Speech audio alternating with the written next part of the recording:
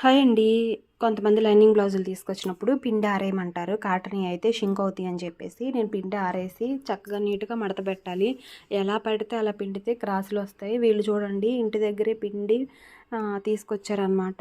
అంటే ఎక్కువగా సాగదీసి లాగేసినట్టుండారు.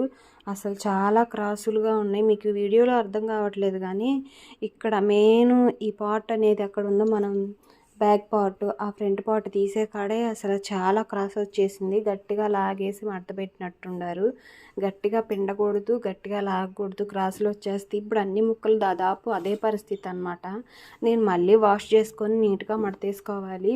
అసలు చాలా క్రాసులు పోయినాయి. వీళ్ళు మీటర్ ముక్క తెచ్చినా కూడా క్రాసులు తీయటానికే పోతాయి అనమాట చాలా కూడాను. మీరు దయచేసి అలా చేయబాకండి. పిండాలంటే చక్కగా నీట్గా పిండి ఆరబెట్టి ఐరన్ చేసైనా తీసుకురండి. ఇలా నలిపేశారంటే కటింగ్కి రాదు, బ్లౌజ్ కూడా పర్ఫెక్ట్గా కుదరదు అనమాట. ఇలా చేయకండి. కొంతమంది తొందరగా అయిపోతాయి అని అలా చేసి ఆలోచించి చేస్తున్నారు, కానీ మాకు కటింగ్ చేసుకోవడానికి చాలా ఇబ్బంది. ఎవరైనా తెలియని వాళ్ళకి యూజ్ అవుతుందని చెప్పేసి చెప్తున్నాను అనమాట. ఓకే, బాయ్ అండి.